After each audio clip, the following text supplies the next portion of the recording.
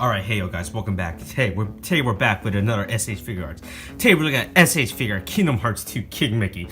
This is the King Mickey Mouse himself, you know, the guy that has the only Disney character that has a Keyblade in this series apparently. Actually, no, hold on, Yensen has a Keyblade, but we haven't seen him wield it, so I don't know about Yensen, but I know Yensen's a Keyblade master, but we never seen him wield a Keyblade. But anyway, like I was saying, King Mickey's the only other Disney character to wield a Keyblade. So this is him when he was in Kingdom Hearts 2 when we see him throughout the game with the hood. This also his main appearance in 358 over 2 days. So yeah, this is him wearing the organization code. I hope we get a figure of him without his the coat like his regular outfit. That would be great. But for now, let's take a look.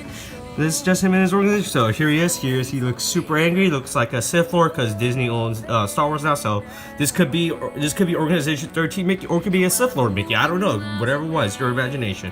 SH Figuarts Kingdom Hearts 2. There's the Kingdom Hearts logo, King Mickey. Then what SH Figuarts stands for. There's his name, King Mickey or Mickey Mouse. I don't know. Kingdom Hearts 2. See the figure right there. Box is just extension of something. Here's poses you can do. It tells you to buy SH Figuarts Sora, by the way. So if you guys already have it, you should probably buy SH Figuarts Sora. Just poses we do here. He looks super happy. More poses on him aside, and then that's just it for the box. So that's pretty much it for a box. Simple box. That's how SH Figuarts does it now. They have super simple box design now. They don't have the giant square box that they used to now because they want to reduce cost. So alright, so let's take a look at the figure itself now.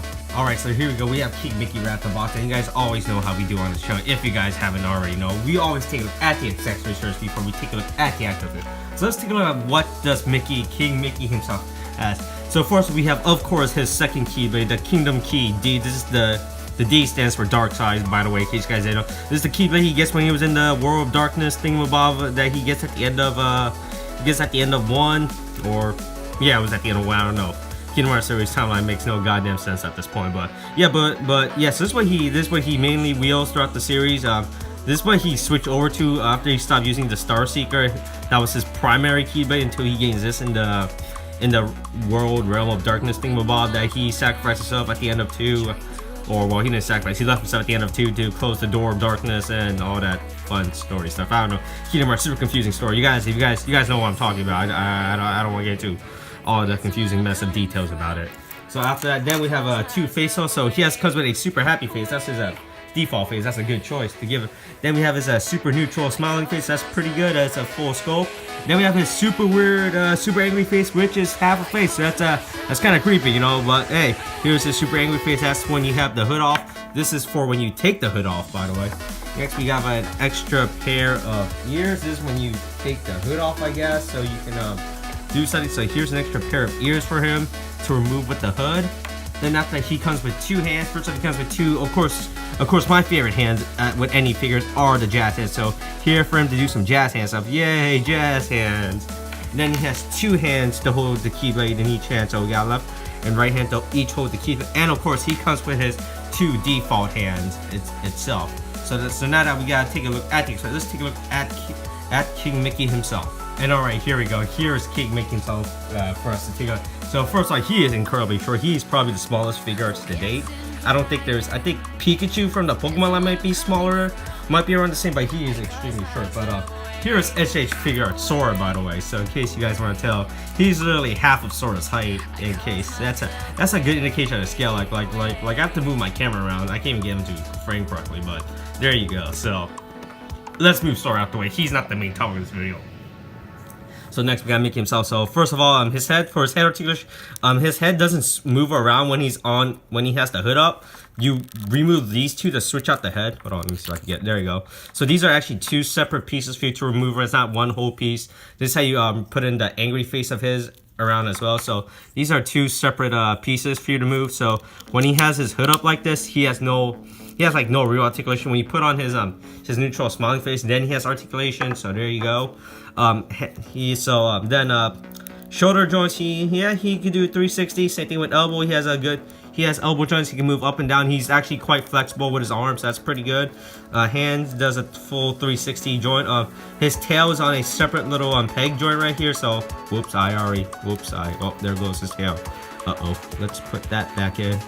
I already broke. I didn't break it. I just oof. Oof. Okay, you know what? I'm gonna put this tail over here. But yeah, this tail is a separate piece, so you do have full do 360 with his tail. Then after his feet, he does have good. I mean, his little organization code gets in the way for him so there's not really a lot of motion. I mean, he does have motion, so you can still do. You can still move it around. He can still kick and all that stuff, so that's pretty fine. Nothing for you to worry about right there. But hey, that's pretty good. So that's it. That's it for articulation. There's not much. I mean, he's small. He doesn't have much to do due to his scale and size. There's not much articulation, but for what it is, it does a good job about it. Alright, so in the end, what are my final thoughts about King Mickey himself? I mean, he's a pretty good figure for what he does. Would I recommend you pick him up?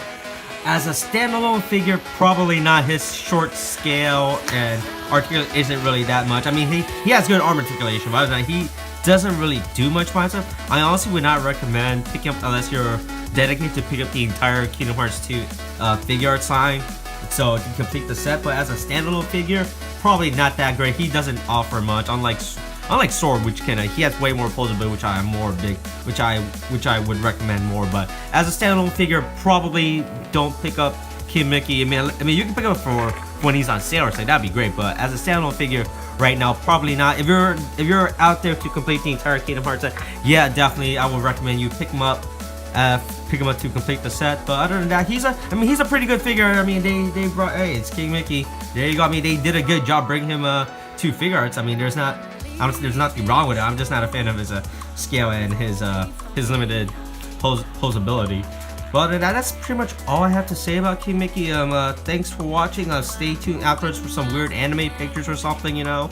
And then, Kate, thanks. Bye.